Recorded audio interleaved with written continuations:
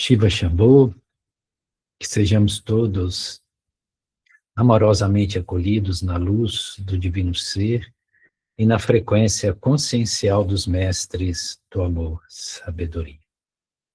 Dando sequência ao nosso estudo do oráculo védico, que traz esses arcanos do amor, sabedoria, que é um aprofundamento na nossa própria jornada consciencial, trazendo esses arquétipos que querem profundamente dialogar com aquilo que somos, na condição que temos, peregrino que somos e estamos, todos nós, né, guerreiros da luz, todos nós buscando esta verdade, né, que possa neutralizar as forças da ignorância e nos trazer a plena realização do ser. Então, o oráculo ele se coloca como um instrumental, né, um mediador para que nós possamos dialogar conosco mesmos, a partir das simbologias que se fazem presentes, né? E hoje nós vamos trazer algo de muito especial, né, que os Vedas trazem com muito carinho essa percepção de que há um quarto estado de possibilidade para o nosso estar consciente.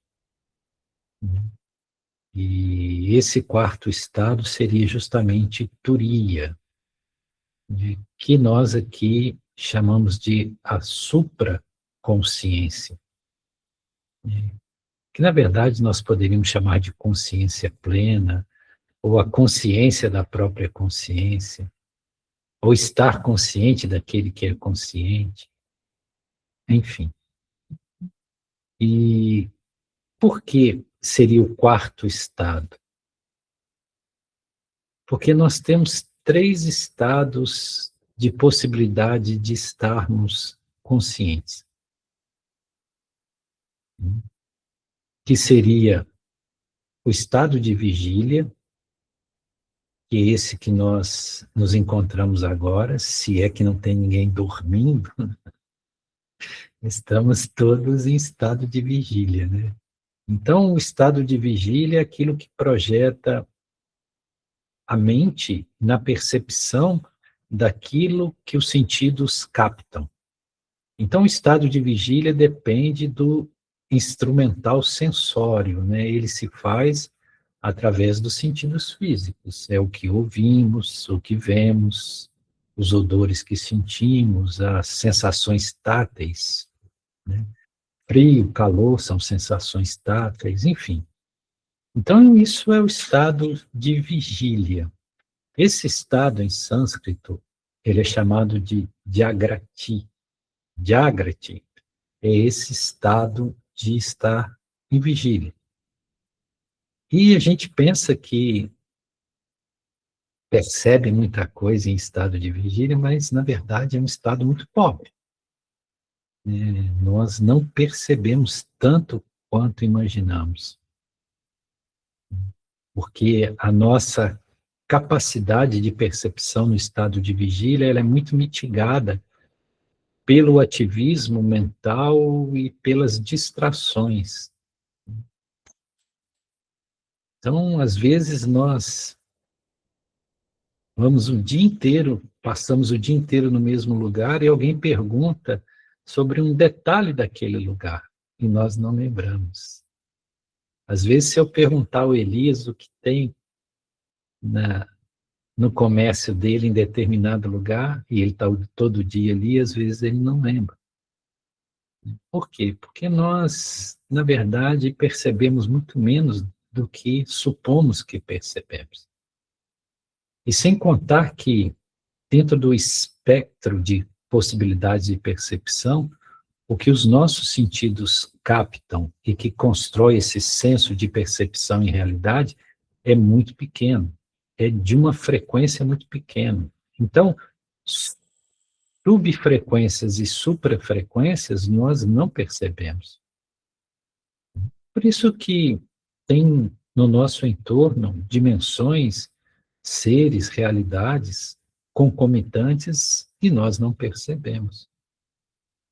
Então, veja, nós damos muito valor, principalmente a ciência, dá muito valor a isso que é material mensurável, que é o estado de vigília, que se percebe no estado de vigília, que é Jagrati, ou Jagrati, mas isso, na verdade, não é tão amplo como nós supomos. Aliás, é muito restrito. Até a percepção das cores, né? Nosso espectro de percepção óptica é muito pequeno, né? Então, frequências infravermelhas ou ultravioletas acima nós não percebemos. Então, existe um limite muito grande. O som da mesma forma. Por isso que os caninos, os cachorros, percebem sons que nós não percebemos. Porque a nossa frequência sonora também ela tem um limite, né? Então, infrassons e suprassons nós não percebemos, né? Então, veja, o estado desperto que parece que é de plena percepção, há controvérsias. Não é tanto assim de plena percepção. Aliás, é uma percepção muito pobre. Então, dentro da visão védica, né, esse Jagrati, ou Jagrati, é justamente esse estado de vigília, despertos. E tem o estado de Svapana, é outro estado de consciência, ou modo de consciência, que é quando nós estamos dormindo, mas estamos sonhando. Então, o sono com sonhos é chamado de Svapana. E é interessante porque o que produz os sonhos? Nós vamos ver que depois nem tudo é sonho, porque existem vivências que são projeções astrais ou projeções dos nossos corpos sutis, né, e que não é exatamente sonhos, mas nós vamos ver essa distinção depois. Mas, a princípio, o que é designado de sonho, ele é um estado mental, é uma descarga elétrica mental, que produz imagens que não são muito lógicas, que não são muito coerentes, e geralmente são trazidas pelos nossos sanskaras, que são os registros de tudo aquilo que nos sensibilizou ou mesmo que nos traumatizou, né? Então, toda a impressão muito forte, ou tudo aquilo que seja muito contundente nas nossas experiências existenciais, pode voltar nos nossos sonhos, se manifestar ali, de forma direta ou simbólica. E todos esses sonhos, nós estamos falando só do sonho, as questões de vivências noturnas em corpos sutis, nós vamos ver à parte. E isso são descargas mentais, são flexões mentais, né? Faz parte de algo que está presente no nosso ativismo mental. E ali nos sonhos, no sono com sonhos, nós experimentamos certas realidades surreais, coisas fantásticas.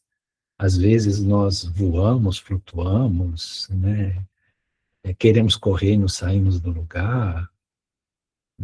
Aparecem pessoas que nós não conhecemos, enfim. São narrativas muito surreais nos nossos sonhos, né? E às vezes até assustadoras. Mas o interessante é que, quando nós estamos na experiência do sonho, nós não temos a lucidez de que é um sonho. Nós pensamos que aquilo é real, por mais fora da realidade que seja. Nós estamos sonhando e vemos um carro passar flutuando. Óbvio que carro não flutua, pelo menos ainda não. Mas nós, nos sonhos, não questionamos isso. a inveracidade daquilo que estamos vendo e tomamos como real tudo aquilo que acontece. Tanto que nós podemos acordar de um sonho altamente assustados, né? Ou transtornados emocionalmente, dependendo a natureza e o conteúdo do sonho. Mas quando nós estamos nesse sonho, nós não distinguimos que aquela realidade ela não é verossímil, que aquela realidade não é plausível, né? Que aquela realidade não tem qualquer sustentabilidade para um senso lógico racional. E não obstante, nós vivemos como se fosse a coisa mais normal, no sentido de que nós aceitamos aquilo como realidade. É um fato, né? Então, é uma outra forma de nós estarmos conscientes. E temos que pôr um pouco, entre aspas, esse consciente, porque nós não estamos falando da consciência. Nós estamos falando de estados de percepção. Então, Svapana, nós sonhamos, e não há quem não sonhe, né? Não há quem não sonhe. Todos nós temos sonhos. E alguns sonhos lembramos, outros sonhos não lembramos, e é interessante que, ao acordar, geralmente esses sonhos se dissipam muito rápido, tanto que se nós não fizermos um esforço de relembrar imediatamente ao acordar, pouco tempo depois esses sonhos se perdem e nós já não lembramos mais o conteúdo do sonho. Então, isso aí, estamos falando de algo que todos nós experimentamos. Mas, às vezes, nós não analisamos, né? O que exatamente é isso, né? Como entender isso exatamente? Existe o terceiro estado, que é chamado de Sushupti. Sushupti é o sono sem sonhos. É quando eu mergulho no estado de sono profundo e que não há sonhos, né? E aí parece que há um apagão da consciência, ou seja, eu não estou percebendo nada, né? Em estado de sono profundo, a casa pode cair que se eu não acordar, eu não vou perceber. Então, eu não tenho essa percepção. Né? Eu não tenho essa percepção. Né? Mas, não obstante, eu continuo sendo quem eu sou. Nenhum de nós, ao estar num estado de sono sem sonhos, deixa de ser quem é. Então, não é uma anulação da consciência, é apenas um estado de não percepção do entorno, mas é um estado em que nós continuamos sendo aquele que somos. Isso não se apaga, né? Então, esses três estados, Jagrati, ou Jagrati, Svapana e Sushupti, o Sushupti, são os três estados, as três variações possíveis. Só que os Vedas falam do quarto estado, né, que seria justamente Turiya. Turiya é algo muito precioso, né, que é um estado de despertar. Por quê? Porque Turiya é você ter, não é que seja um quarto estado propriamente, mas é aquele do qual todos os estados possíveis emanam, que é o estado da consciência de ser consciente de que se está consciente. Entende? É como se nós estivéssemos o tempo todo observando aquele que observa. Então, os yogis avançados quanto estão em Turiya, ainda que eles adormeçam e sonham, quando eles estão sonhando, eles têm consciência que é um sonho, que estão sonhando. Então, é o que algumas correntes no Ocidente chamam de sonho lúcido. ou sonho desperto, que a pessoa desperta dentro do sonho e ela fala, não, estou consciente que isso aqui é um sonho. Aí ele passa a observar o sonho e alguns conseguem até determinar alguns desdobramentos do sonho. Eu não sei se vocês já tiveram essa experiência de estar sonhando e de repente ter ciência de que é um sonho. É muito difícil, muito raro isso acontecer. Mas dentro de Turiya, isso se dá. Os yogis muito avançados, né? Na verdade, alguns yogis muito avançados, eles sequer adormecem, né? Mas aqueles que entram no estado, e raramente sonham, mas quanto sonham, eles têm essa percepção de que é um sonho, que estão dentro de um sonho. E alguns deles, por exemplo, isso é muito presente na tradição tolteca. Né? Os toltecas trabalhavam muito com, eles chamavam de os sonhadores, a arte do sonho. Então, eles tinham técnicas muito específicas para despertar quanto estavam no sonho. Então, eles treinavam, por exemplo, uma técnica de olhar para a palma da mão. Então, quando eles estavam em vigília, sempre estavam com essa lembrança. Quando eu sonhar, vou olhar para a palma da mão. E aí eu vou saber que estou sonhando. Então, algumas técnicas eles desenvolviam e quando eles conseguiam, né, fazer ter ciência de que se está sonhando, que aquilo é um sonho, eles passavam a trabalhar com esse sonho para poder revelar questões a eles. Questões de várias naturezas, né? Eles trabalhavam com sonhos como se fosse um grande aliado, né? Um grande instrumento de poder e conhecimento.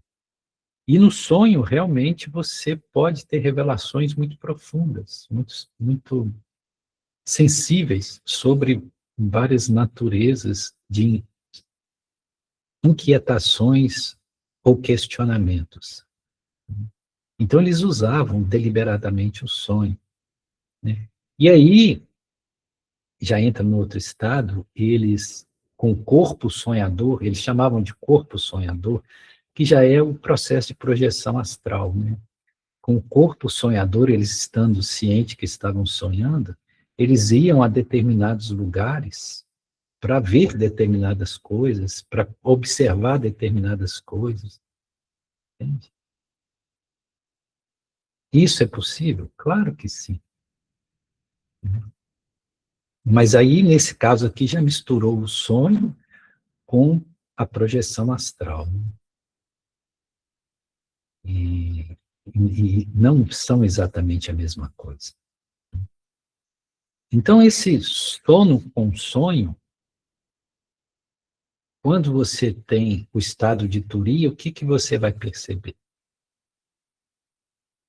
Vai perceber que a natureza do sonho, que é uma atividade de manas, que é uma atividade mental, ele não é diferente da atividade de Jagrati, de quanto você está desperto, quanto você está em vigília.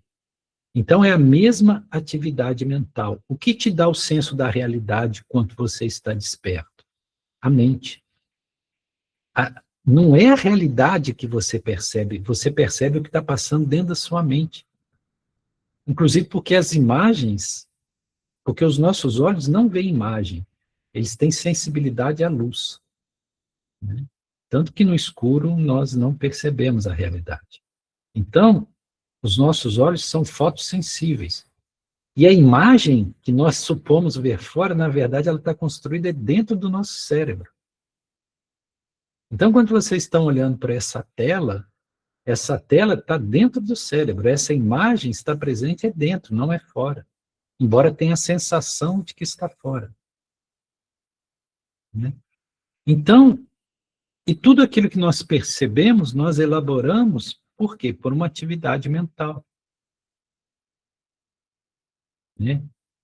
Que conceitua, que distingue, que elabora, que discrimina. Então, o que uma pessoa em estado de túria percebe? Aqui é um ponto importante. Que tanto o sonho, como aquilo que nós chamamos de realidade quando estão despertos, são iguais. O que isso quer dizer? Que, na verdade, esse estado de vigília também é um sonho. E tudo isso que nós estamos observando é um sonho. Isso parece assustador e fala, não, isso não faz sentido, isso não é um sonho. Quem garante que isso não é um sonho? É esse o sentido de Maya, que os Vedas falam. Porque Maya é uma energia ilusória. Ilusória em que sentido? Em que você percebe um aspecto muito limitado da realidade e toma aquilo como realidade absoluta. Quanto, na verdade, aquilo é só um reflexo. Aquilo é só uma aparência. Ou, se quiserem, aquilo é só uma projeção. Em certo sentido, esse mundo que nós vivemos é uma projeção holográfica.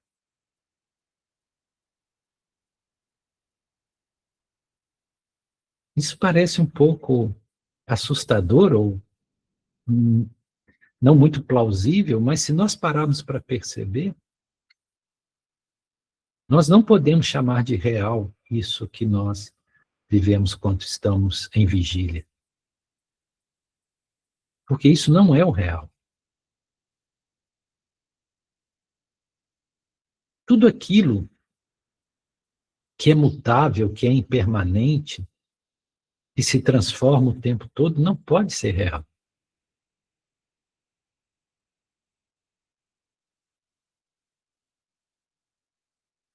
E se nós detectarmos de que existem os mundos espirituais, nós vamos ver que isso aqui que nós vivemos é apenas um reflexo da projeção das nossas mônadas ou do nosso espírito, né, que está temporariamente emanando uma frequência inteligente para que nós tenhamos essa experiência. Mas que a realidade nossa, do nosso ser real, não é material, não está nesse plano material. E se existem mundos espirituais, não materiais, dimensões não materiais, talvez isso aqui, de fato, não seja aquilo que é o real. Porque se aqui fosse o real, aqui seria a nossa morada definitiva. Se aqui fosse o real, nós seríamos seres permanentes aqui, nessa dimensão. Mas nós não somos seres permanentes aqui nessa dimensão. Logo, aqui não é realidade. Então, aqui não pode ser aquilo que seja definitivo ou, de fato, real.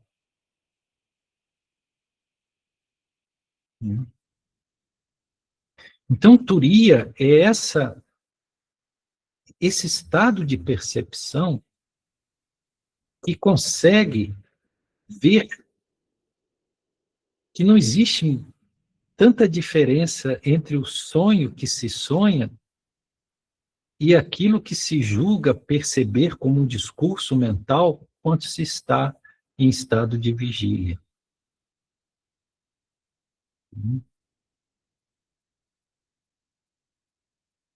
Porque nós não temos nenhuma garantia do que de fato é real, mas podemos, por uma percepção mais agudizada, perceber que aquilo que chamamos de real não pode ser o real.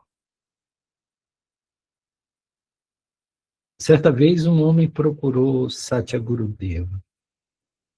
E ele estava um pouco transtornado. Aí ele contou a Satya Gurudeva que ele havia sonhado que ele era um tigre. E nesse sonho, que ele sonhou muito lúcido, muito vívido, ele falou que viu, sentiu exatamente o que é ser um tigre. Ele sentiu tudo que um tigre sente. Ele experienciou um estado de ser tigre nesse sonho. E ele contou que foi muito real. E nesse sonho, ele, na condição de tigre, ele estava na floresta, né, e ele estava andando na floresta, faminto, procurando uma presa para poder se alimentar. Então, ele estava naquele processo de caçador. Então, ele andando lentamente pela floresta, procurando ouvir os tons de algum animal, farejar algum animal, né, para poder se alimentar. Como os tigres fazem, né? E então diz ele que sentiu toda essa sensação, a realidade de ser um tigre. E Satyagrudeva perguntou a ele: e o que de fato está te perturbando tanto? Aí ele disse: é porque foi tão real isso, nesse sonho, que eu estou confuso, porque eu não sei se eu sou um homem que sonhou que era um tigre, ou se eu sou um tigre sonhando agora que sou um homem. Se isso que eu estou vivendo aqui, nesse momento, não é apenas o sonho do tigre.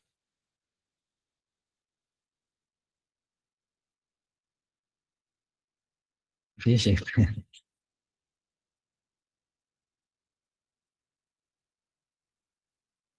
e Satyagrudeva virou para mim e falou assim: as, as duas realidades não são de fato realidades. Nem você é um homem que sonhou que era um tigre, e nem é um tigre que está sonhando que é um homem. Enquanto você não for além do sonho, você não vai perceber quem de fato você é.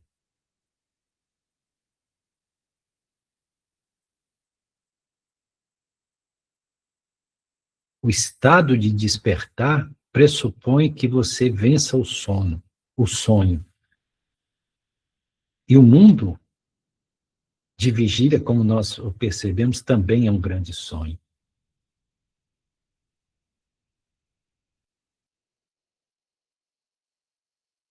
Porque aquele homem que sonhou que era um tigre, aquilo que ele supunha ser ele mesmo também é um sonho. A personalidade dele, toda essa construção do ego, né, todas as referências que ele tinha sobre ele mesmo, o nome que possui, onde nasceu, a nacionalidade, enfim, todas essas referências também são um sonho. Isso é um sonho. Porque nós não somos isso. Você acha que daqui a 10.000 anos, em 10.000 anos para o tempo que não existe, ou seja, para o infinito, não é nada, é um sopro. Daqui a 10.000 anos, vocês acham que o Elias, que vai continuar sendo Elias daqui a 10.000 anos, ele vai lembrar desse personagem que ele viveu nesse planeta chamado Terra? Ele não vai nem se lembrar disso mais. Então, onde está a realidade disso? Mas o Elias, que percebe o Elias, que tem consciência dessa manifestação chamada Elias, esse sim, esse não se apaga. Então, Turiya é um estado de supraconsciência.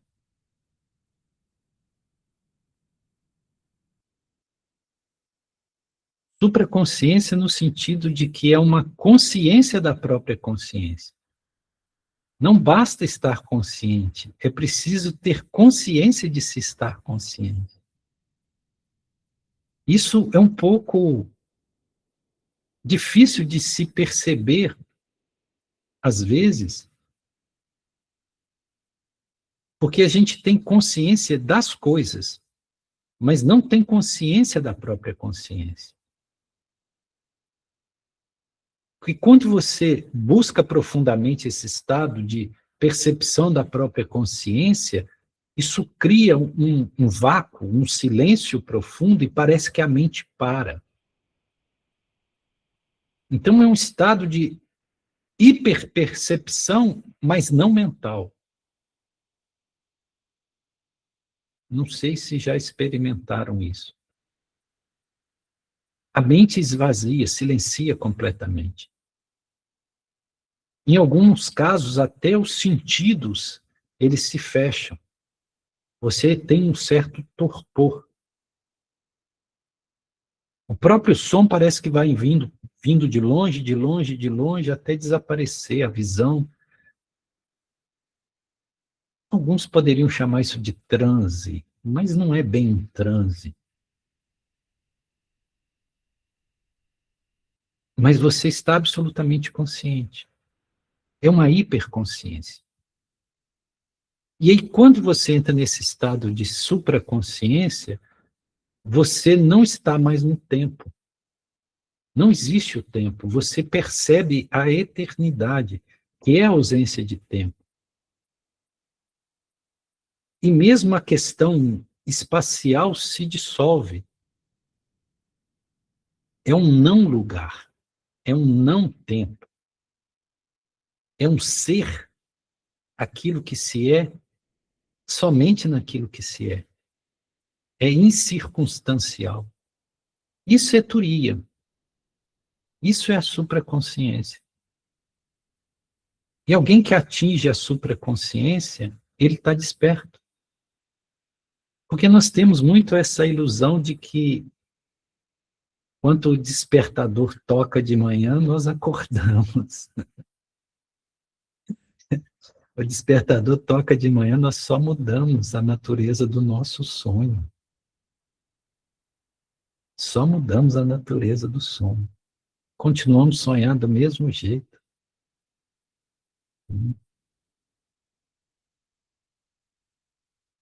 A maioria de nós que peregrinamos nessa superfície do planeta Terra, fazendo parte dessa humanidade de superfície, nós somos seres adormecidos. Por isso que Sananda Jesus dizia que aguardava o momento em que nós despertássemos, porque no momento, ele se referia àquele tempo dele, e vale para agora, no momento nós não temos sede da verdade. E o que é ter sede da verdade? É ter sede de conhecer aquele que conhece. É ter sede de perceber quem sou eu, de fato. Enquanto eu estou no estado de sonho, eu não tenho como perceber isso. Por quê? Porque eu vivo de uma narrativa, eu vivo de um discurso mental que vai se proliferando.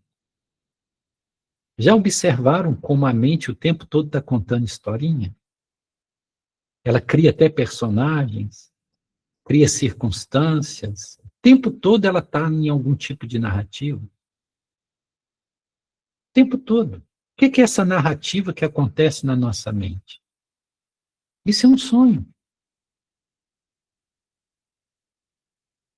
Isso é um ativismo mental, isso é manas. Manas é esse mental racional, concreto, inferior,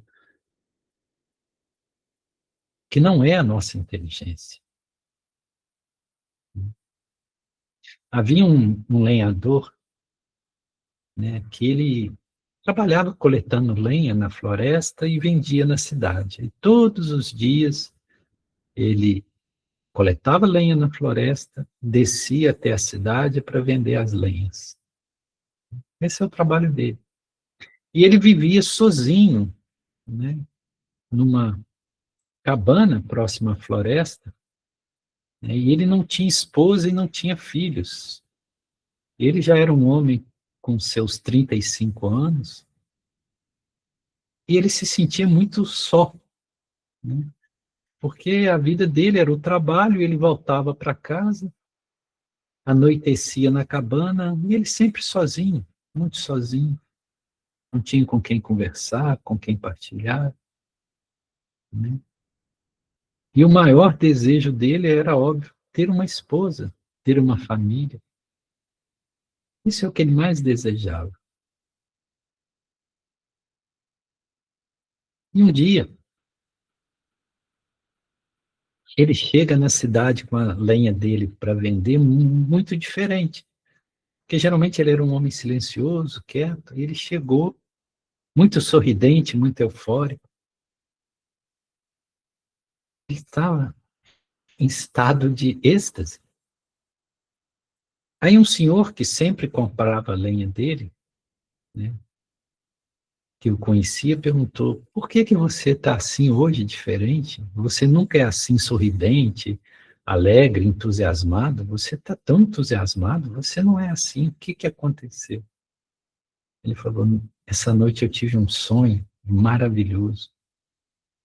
Eu sonhei que eu tinha uma bela esposa, que era extremamente amorosa e carinhosa comigo, que cuidava da casa, que cuidava de mim. E era uma pessoa tão amável. E também no sonho eu tinha 2 filhos, um menino e uma menina, 2 crianças lindas, maravilhosas. E eu acordei transtornado de alegria. E se um sonho pode ser uma premonição, ou se o sonho tem um caráter de profecia, ou pode ser a manifestação de um certo vaticínio daquilo que está para acontecer, e alguns acreditam que o sonho é assim, então significa que isso pode acontecer na minha vida. Que vai chegar uma esposa e que essa esposa, com ela, eu terei esses 2 filhos. E que eu serei muito feliz como eu me vi feliz no sonho. Por isso que eu estou assim. Então você acredita no poder dos sonhos como uma revelação? Aí ele diz: sim, todos dizem que o sonho tem um poder de revelação.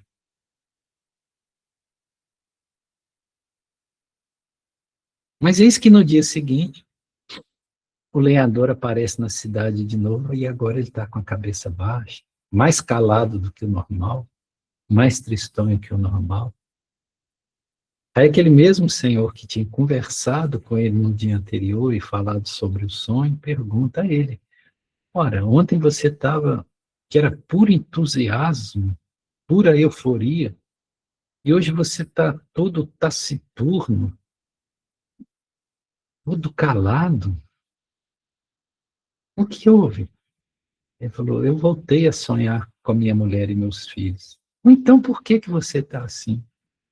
É que nesse segundo sonho que eu tive essa noite, houve uma grande catástrofe e a minha mulher e os meus 2 filhos morreram. E eu vi eles morrendo. E isso foi aterrador. Por isso que eu estou assim. Aí o senhor perguntou: mas então você está com medo de ter a esposa e os filhos e depois perder a esposa e os filhos? Ele falou: é, eu acho que eu não suportaria. Mas isso não é apenas um sonho? Ele falou: não sei.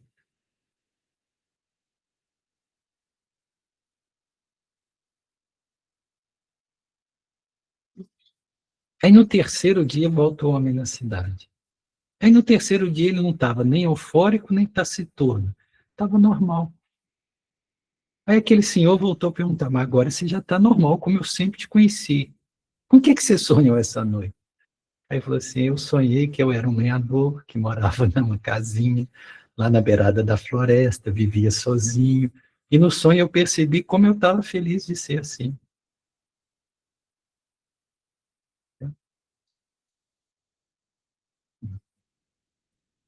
Então nós precisamos perceber como, às vezes, os nossos sofrimentos, eles vêm de expectativas que nós criamos no nosso plano mental, de desejos que supomos ser essenciais para aquilo que nós chamamos de felicidade, como se, enquanto eu não estiver isso, eu não posso ser feliz, como se o meu estar pleno comigo mesmo dependesse de circunstâncias que eu não tenho e que almejo ter,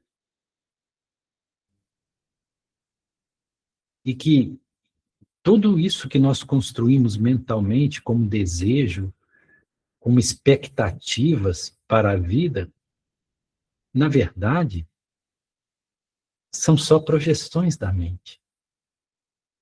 E como nós ficamos nessa projeção,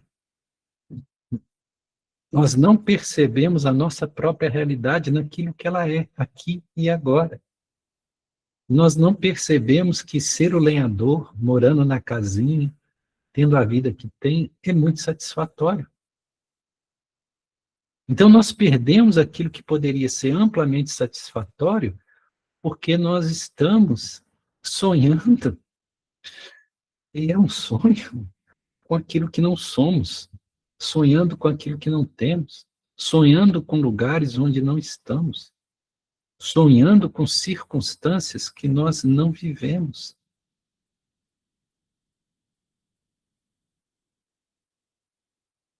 E o quanto isso rouba de nós a sensação de plenitude e prazer de ser o que somos, estar onde estamos, vivendo o que vivemos. Por isso que a tradição do yoga fala que nós realmente precisamos ir além do sonho, entendendo que a própria realidade, que é um discurso na nossa mente, também é um sonho.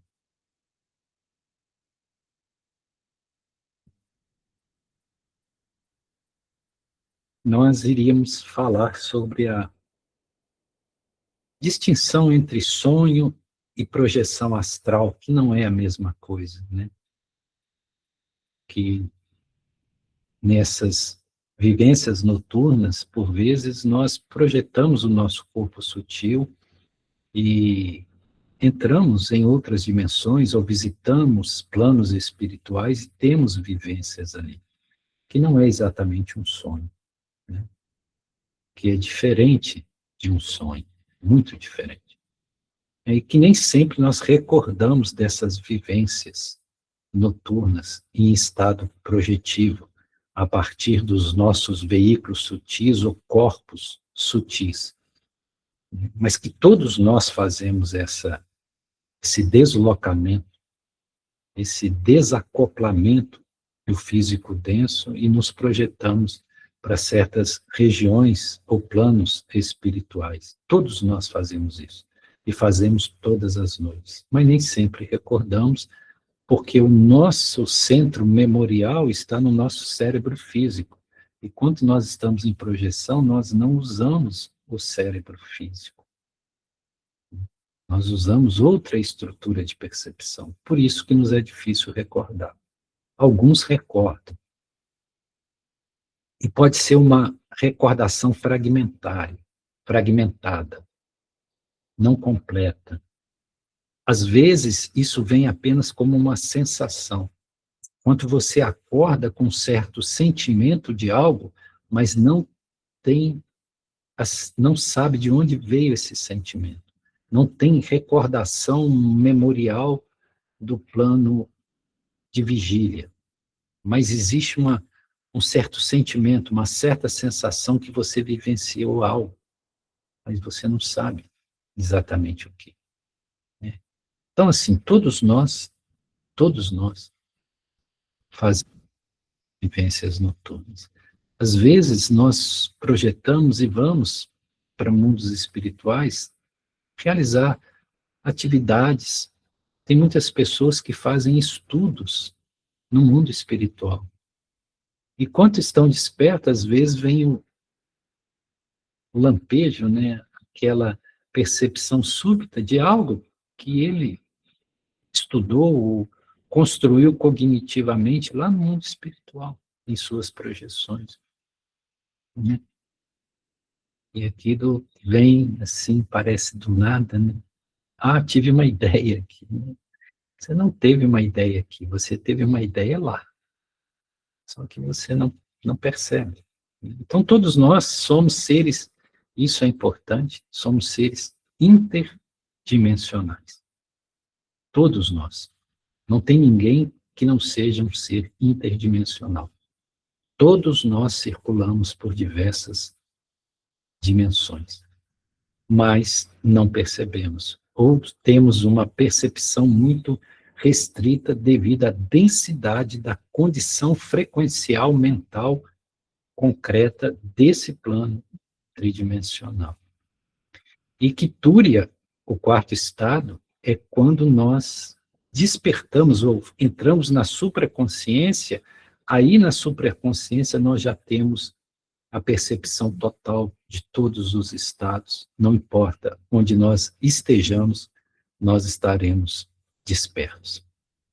Nós podemos ir até visitar Indra Loka, os céus dos céus, e nós vamos estar despertos, conscientes, porque estamos ancorados nessa supraconsciência. E esse é o estado ideal e será o estado futuro de todos nós. Porque como seres espirituais, nós somos seres supraconscientes, ou de supraconsciência, né? Então, é isso. Gratidão, Shiva Shambhu.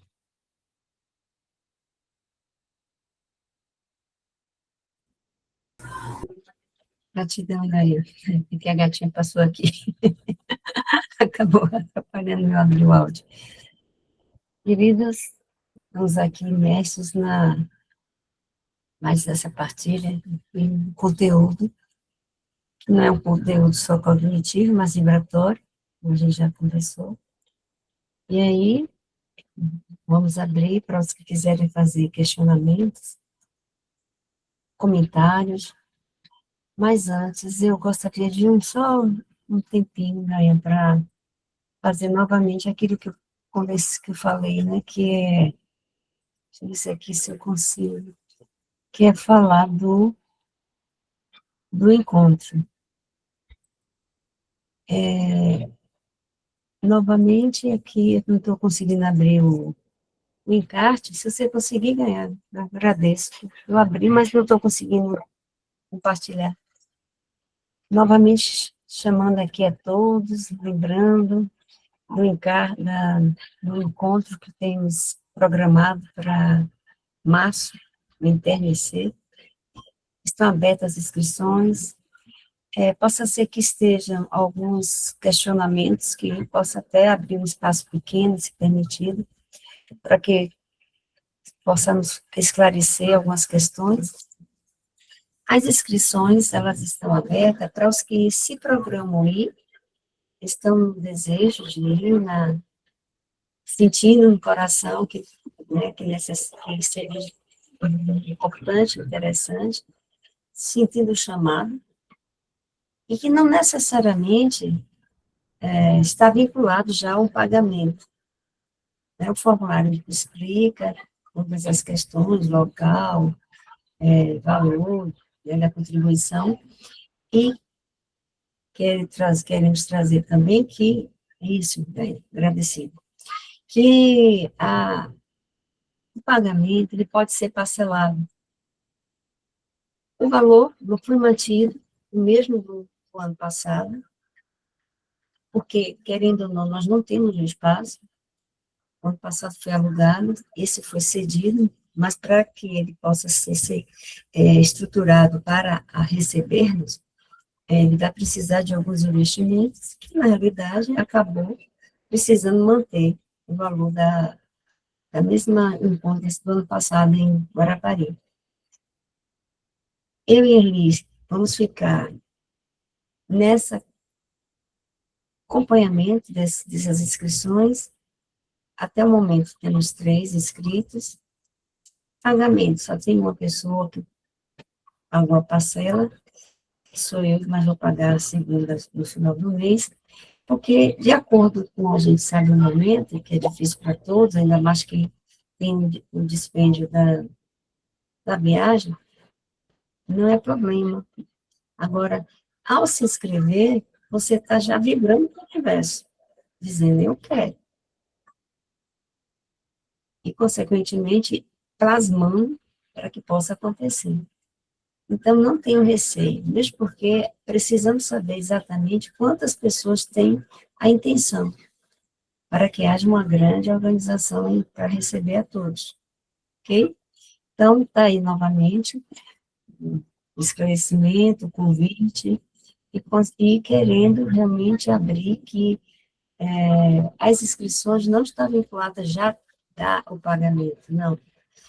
E esse pagamento pode ser parcelado. É lógico que ele vai ter que acontecer até próximo encontro, visto que vai ser utilizado, inclusive, para a preparação do encontro. Nós precisamos construir isso dentro do nosso grupo, condições que nós tenhamos futuramente recursos até que depois poderíamos fazer outros encontros sem ter até valores a ser pagos. Mas isso ainda não foi construído. É uma construção que precisa realmente de envolvimento de todos nós, não só vibracional, mas também no plano material, no sentido de contribuir no máximo que pudermos, ok?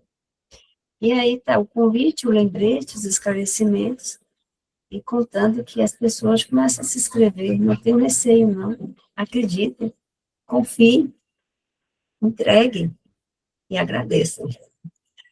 Quanto à programação, foi questionada hoje, nós estamos falando de um retiro. E o que é um retiro? É sair justamente desse padrão que nós usamos no nosso dia a dia. É onde nós nos ficaremos imersos e as intuições têm que serem trazidas exatamente para que elas possam ser vivenciadas na sua essência. Exatamente a trabalhar essa supraconsciência que hoje foi trazida aqui. E aí, a programação é compartilhar, vivenciar e agradecer. Consequentemente, os encontros são sempre assim, o de Caparal foi assim, não tinha uma programação formal, isso é de um padrão que nós estamos justamente buscando desconstruir em nós para vivenciar uma outra, a realidade, vamos dizer assim, que a realidade é, como você dito aqui hoje, a gente vive um sonho muito engessado, cansativo, né, essa vida real, que a gente chama de real hoje, não, que não é real, é ilusória, mas ela não é fácil, e a gente vive ansiando exatamente estar longe dessa realidade irreal. Consequentemente, está aqui também a questão da programação, ok? Se alguém quiser mais falar, tem Claudinha aí já pedindo a palavra, e depois eu passo para os demais. Claudinha.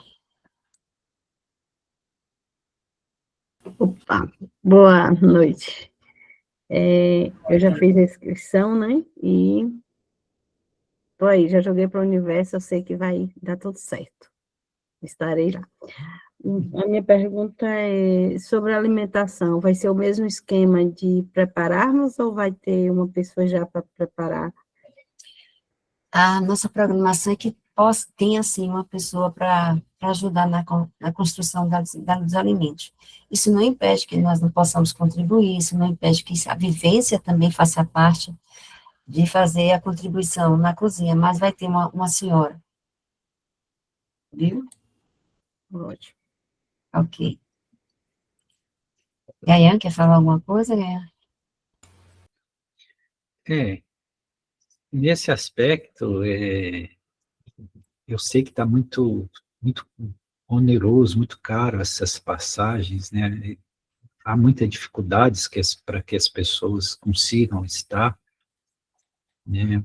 É um desafio muito grande, mas é um desafio que eu acho que traz a recompensa, porque a vivência, ela, quando estamos presencialmente juntos, isso que gera, traz um estado que, por mais que as partilhas possam nos proporcionar certos enlevos, certas condições vibracionais, não é a mesma coisa da imersão ou do retiro.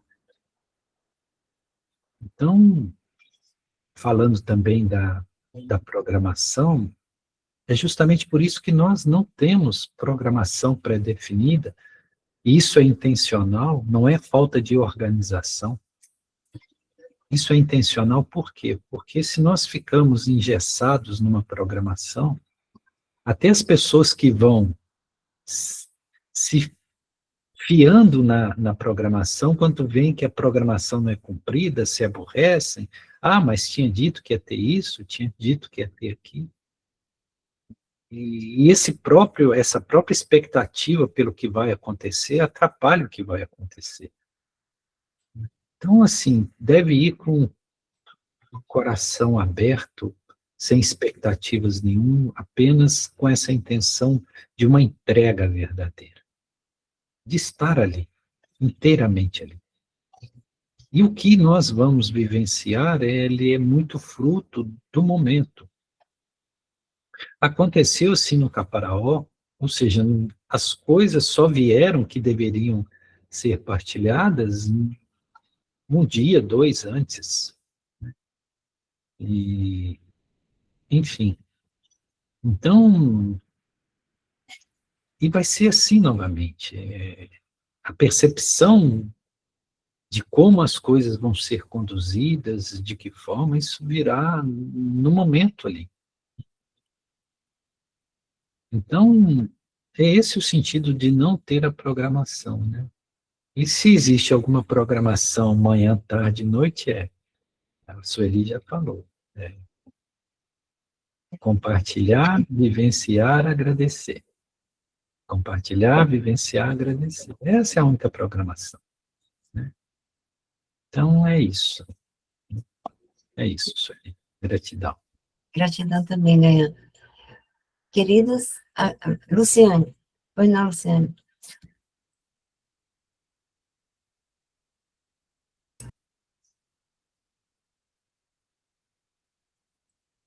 Seu áudio, Luciane. Ai, desculpa. Então, boa noite a todos, né? Aqui nós somos um grupo de brasileiros, cada um de um ponto, né? Alguns Nordeste, alguns Sudeste, né? Então, eu vou falar por mim. Né? Então, assim, eu particularmente, é uma região que eu gosto muito, que eu tenho uma simpatia muito grande, que tenho muito interesse em conhecer, mas eu tenho que me programar, sim, para me deslocar. Eu estou falando de mim. Por quê? Porque eu sou acostumada a consultar preço de passagens, e para eu poder me deslocar para o sul, é diferente de eu me deslocar de Recife para Maceió, de Recife para João Pessoa, que é ali pertinho, que eu posso ter uma opção de ônibus, de carro ou de avião. Para essa região aí, com certeza eu só posso ir dentro, inclusive, até do período março, que eu já tenho voltado a trabalhar, eu só posso ir de avião, né? Então, assim, e para eu conseguir passagem bem em conta, não é? Eu tenho que ser quase, por exemplo, agora já está, os preços estão estupidamente altos, eu já tenho consultado.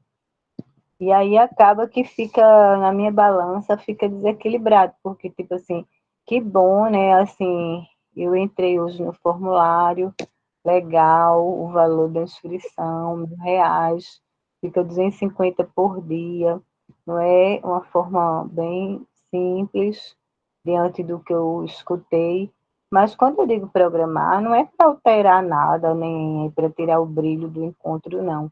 É exatamente assim. Tipo assim, por exemplo, eu fui para o Vale do Pati agora, então, saber se o que é que vai ser dentro de 4 paredes, o que é que se vai ter algum trabalho de caminhada, para, no mínimo, no concreto. Tipo, também estou querendo induzir nada, estou dando só exemplo. Por exemplo, se for, é uma coisa fora, então, calçado, que tipo de calçado eu vou levar? Isso é importante. Ah, vai ter uma vivência de yoga? Ah, eu vou levar meu tapete. É mais nesse sentido, entendeu? Minimamente, mas assim,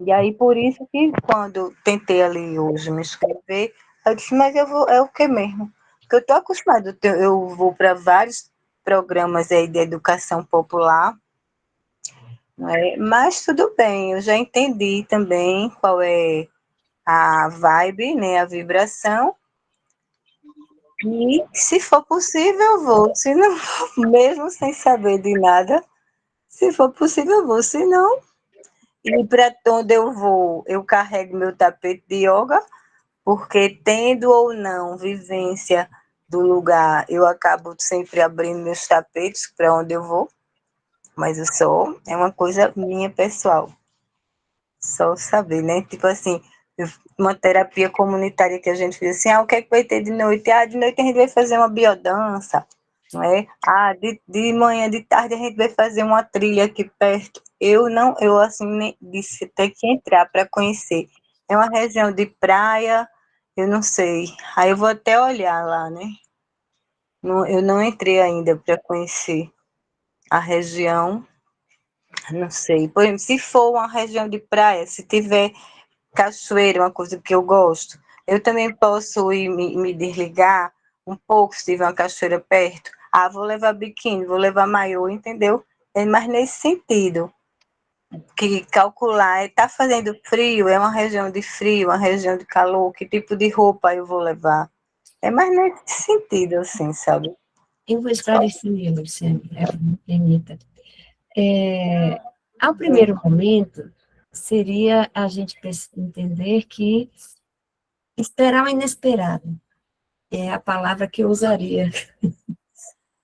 Sair da programação nesse sentido de não ter algo fixo, porque a espiritualidade, quando nós estamos aqui, a espiritualidade tem dificuldade de nos passar a intuição, porque a gente está preso às coisas que a gente programou fazer, realizar. Quando a gente põe um encontro desse, a proposta desse grupo é exatamente sair desse engessamento que vivemos e esperar o inesperado, e se entregar para se integrar, né? Se entregar para se integrar.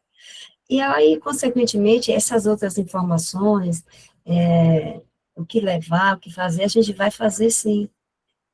Porque é o primeiro momento que a gente queria ter uma noção exata de quantas pessoas conseguirão ir, no sentido de a gente saber exatamente quantas redes ou colchões terão que ser comprados, alimento, nesse sentido.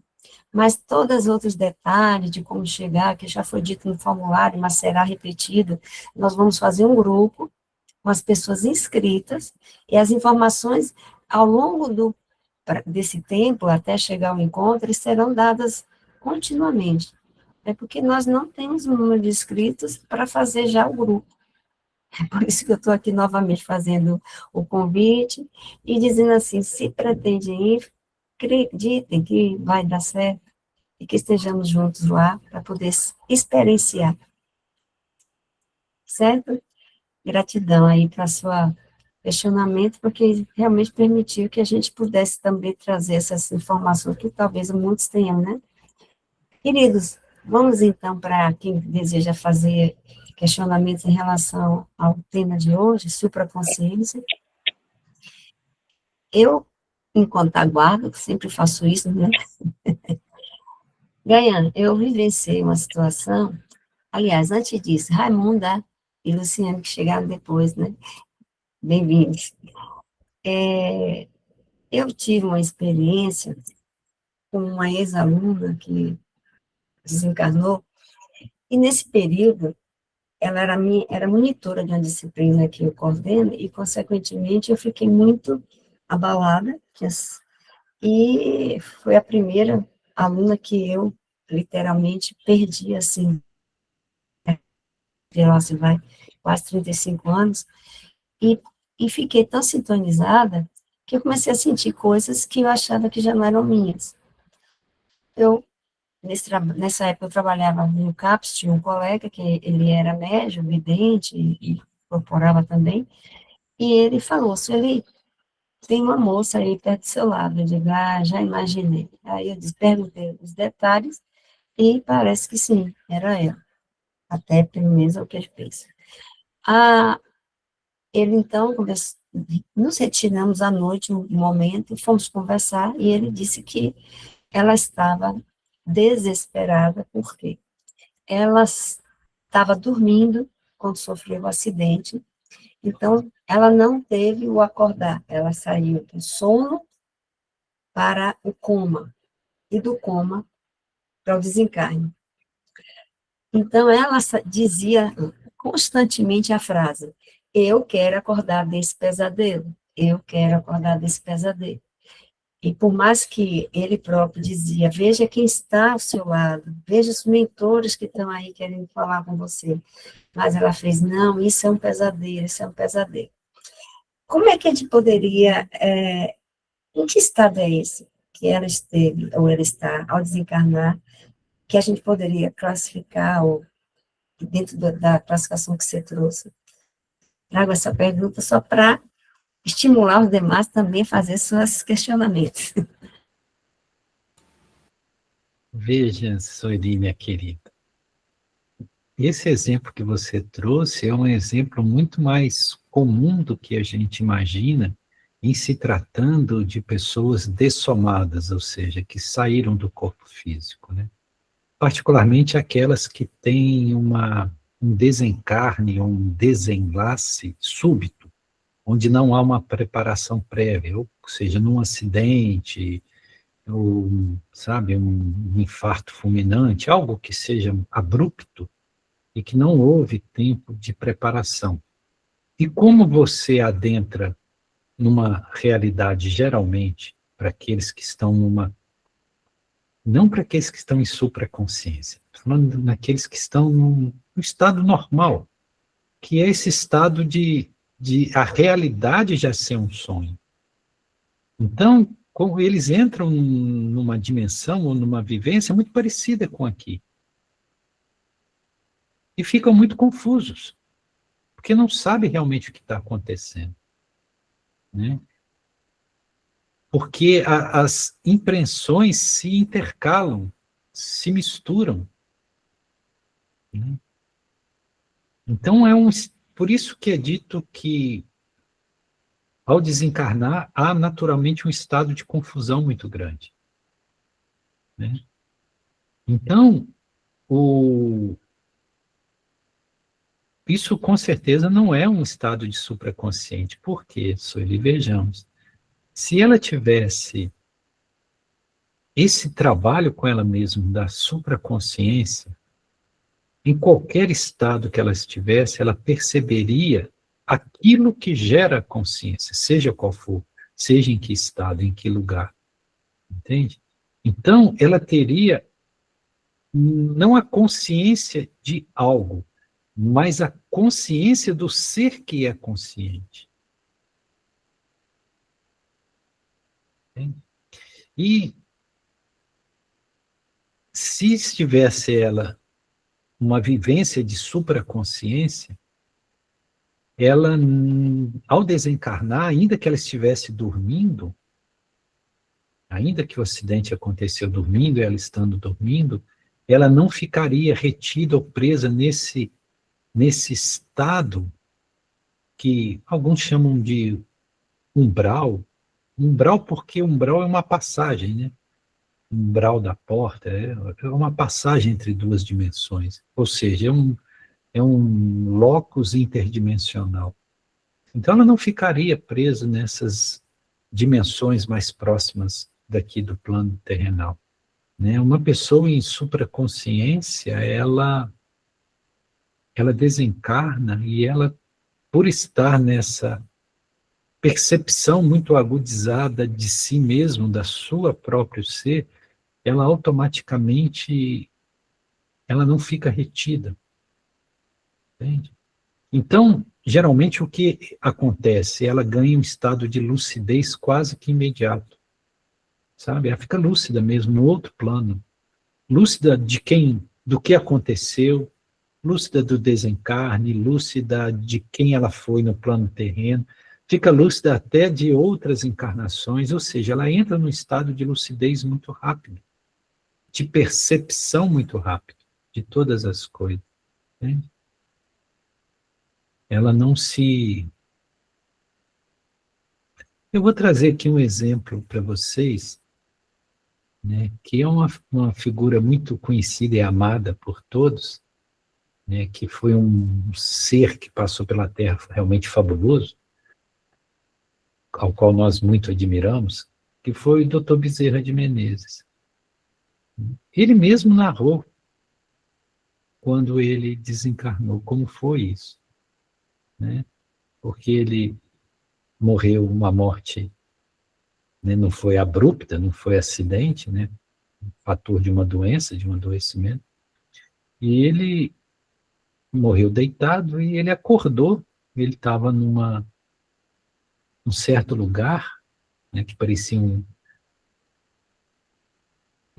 lugar de uma hospedagem, um lugar muito bonito, né, e ele viu as pessoas em volta dele, muito lucidamente, ele acordou já muito lúcido, e ele ouvia um clamor que vinha do lado de fora do lugar que ele estava, né, falando o nome dele e tudo, e ele perguntou o que era, e essas pessoas que o assistiam no plano espiritual a sua passagem, o seu desencarne, convidou que ele viesse até a janela, né, provavelmente o lugar tinha uma janela, alguma sacada, para ver. E quando ele chegou lá, ele viu aquela multidão de pessoas, né, saudando ele. Por quê?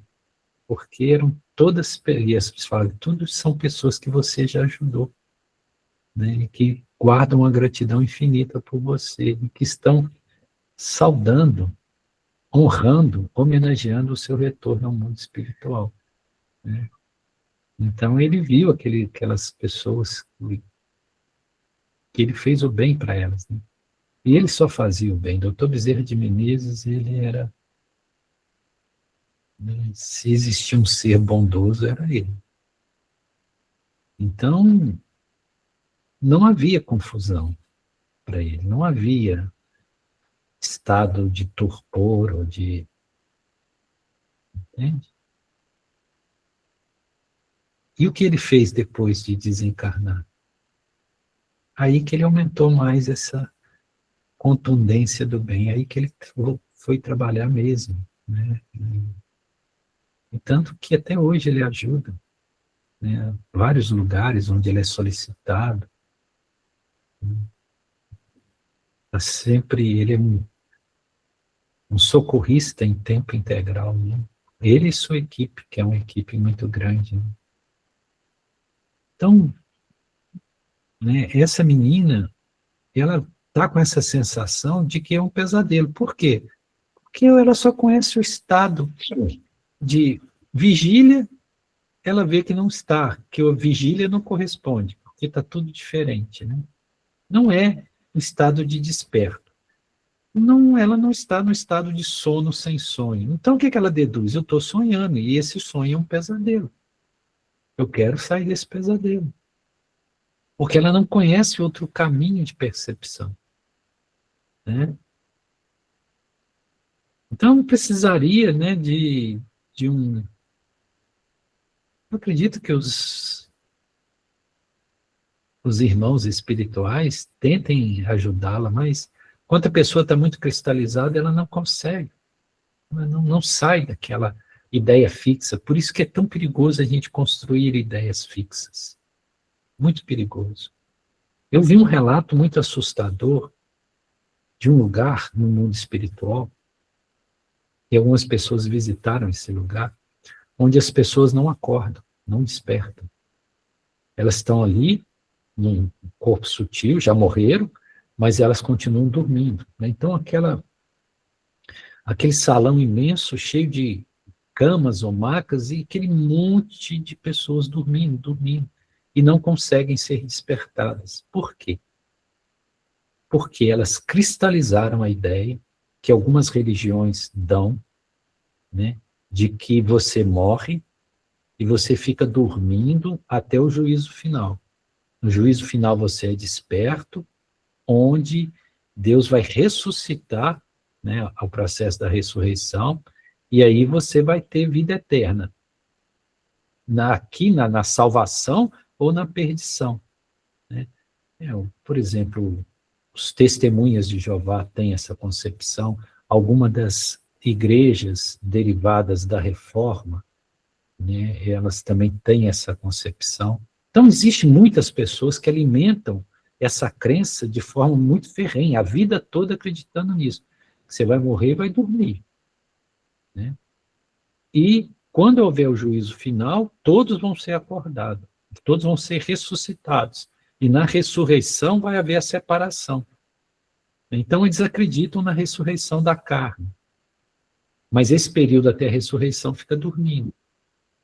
Então, o que acontece? Elas desencarnam, como isso é tão forte, cristalizado, elas não conseguem ser despertas no mundo espiritual. Olha como é trágico isso. E existem regiões imensas com pessoas desencarnadas dormindo. E às vezes elas são conduzidas a uma nova encarnação sem despertar na erraticidade. Entende? É muito sério isso. Por isso que nós temos que ter cuidado com essas crenças que nós cristalizamos. Muito cuidado com isso. É isso, Sueli. Obrigada, cara. Gratidão. Em outro momento, tem um desdobramento, né, que é longo, eu não vou usar o tempo aqui, mas eu tenho um desdobramento desse caso, porque aconteceu a mesma coisa que você acabou de dizer, uma outra aluna que também perdi 2 anos depois dessa primeira. E que exatamente ela foi o contrário, ela estava revoltada quando chegou lá, e os amparadores não conseguiram falar com ela, porque ela disse que queria ver Jesus, aí disseram que não era assim, né, ver Jesus. A religião dela disse que quando ela morresse, ia ver Jesus. E ela entrou em depressão lá do outro lado, por conta disso. É várias histórias, eu vou passar para Elias. Elias, querido, sua pergunta. E depois de Elias, me perdoe, vou passar depois de Elias, por causa do horário, eu tenho outra atividade, passar para a Claudinha fazer, então, o fechamento e a sintonia da Vidiana, ok? Elias. Aqui hoje me veio um vídeo falando sobre a piste de Sofia. Aí nessa narrativa dela, ela falava que Jesus narrou essa história no Monte das Oliveiras sobre o 7º lamento de Sofia. E nessa pista de Sofia existem 13 estados para se alcançar a plenitude. Aí eu perguntei ao Gaian se tem a correlação, eu não sou estudioso disso aqui não, eu vi isso hoje, se esses estados de lamento de Sofia têm correlação com os estados de sono ou de ilusões que a gente percebe. Elias, olha, isso aí é um estudo gnóstico, tá? Mas para a gente entrar aqui não vai dar tempo, e a gnose é muito complexa, né? E Sofia, nessa visão gnóstica, tem a ver com Jesus, entendeu? Porque Sofia, ela tem um débito, porque ela é parte dela, da emanação dela, que criou esse mundo imperfeito, que permitiu essas imperfeições, né? Então, a Piste Sofia fala um pouco sobre isso, mas a estrutura da gnose é muito mais complexa, entre a questão dos arcontes, do demiurgo, né, Aldebaoth. Então, assim, não dá para a gente falar disso aqui agora, Elias, tá? Porque é bastante complexo, né? E não tem como a gente falar. Eu te peço perdão, tá, Elias, mas não tem como, tá bom? Tudo certo. Gratidão. Seguimos com essa dívida com você, Elias. Luciane, você levantou a mão de novo? É ultra rápido, é só para exatamente, voltando para o assunto que Gayan focalizou, né? Aí o parabéns, realmente, assim, no olhar védico, né, que ele traz, mas eu queria ressaltar a lembrança que eu tive há muito tempo atrás, acho que há uns 20 anos atrás, eu me inscrevi aqui com um grupo da Projeciologia, né, do Valdo Vieira, e ele tinha o assunto teórico e tinha a prática, né? Então, ele ensinava para a gente como é que a gente ia diferenciar o sonho, né, o estado onírico da mente, trazendo assim para um palavreado mais que eles usavam, né? Mas que no estudo védico eles também têm as classificações, que eu acho maravilhoso, e que eu vou até me aprofundar. Gostei muito de hoje, Que Gaia. bom, que bom. E aí, dos dias, como é que a gente vai diferenciar o sonho da projeção da mente, né? E também eles descreviam tudo e a gente ia assim, de observar quando entrasse no estado do sono, né? Tudo era apelado para a consciência, né? Assim, de perceber exatamente a alma, o estado sutil, né? Que ele falava dos cordões, da anatomia, que a gente é ligado por cordões, e que a gente pode ou entrar no estado, não é, de sonambulismo, de perambular pela casa, não é? Ou quando é que eu vou me projetar. Então, isso tudo ele ensinava com práticas. E eu me lembro que ele dizia, como é que você vai diferenciar o sonho de uma projeção mental? Ele falava em PN, só para fechar, para não ficar aberto. Bom, Que é pensamento e sentimento. Se tinha pensamento e sentimento, então era projeção. Se o que tinha cor, se tinha sentir, não é? Então, isso é só, não dá para ser numa noite só aqui, né? Mas que tem várias cidades que tem esse grupo de Valdo Vieira, que eles têm encontros semanais e que vai ensinando a gente a ter as variações, sabe? É tá só ok, isso. tá bom, obrigada. E, Claudinha, eu passo para você e me perdoe se por um acaso eu tiver que sair antes, porque eu já perdi uma parte lá e eu estou precisando realmente sair. A gratidão aí a todos e, consequentemente, deixo vocês com a sintonia da Lidiana aqui e o fechamento de Claudinha. Paz e luz para vocês. Boa noite, vamos lá. Então, Gaia hoje nos trouxe duas historinhas, né? Bem interessante, do tigre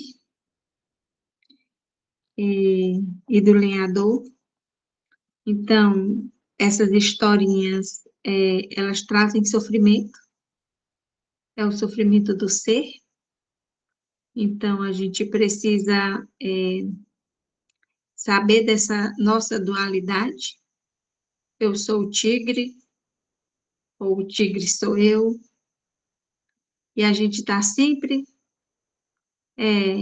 nessa busca da gente, né? Então, a Túria, como o Gaia nos falou, estar consciente daquele que está consciente. Precisamos dessa consciência. E aí nós sabemos se somos o tigre ou eu. Ou o tigre sou eu ou eu sou o tigre. Precisa dessa consciência. E para essa consciência, nós vamos mentalizar cada palavrinha da nossa sintonia navidiana. Eu sou a presença. Eu sou a presença divina da luz. Eu sou a presença divina da luz que brilha no Sagrado Coração. Eu sou a presença divina da luz que brilha no Sagrado Coração e ilumina o caminho. Eu sou a presença divina da luz que brilha no Sagrado Coração e ilumina o caminho, revelando a verdade. Eu sou a presença divina da luz que brilha no Sagrado Coração e ilumina o caminho, revelando a verdade e manifestando o amor. Eu sou a presença divina da luz que brilha no Sagrado Coração e ilumina o caminho, revelando a verdade e manifestando o amor, edificando a felicidade e a paz. Eu sou, eu sou, eu sou. Gratidão infinita. E vamos sempre estar vibrando, enternecer, compartilhar, vivenciar e agradecer juntos. Gratidão infinita.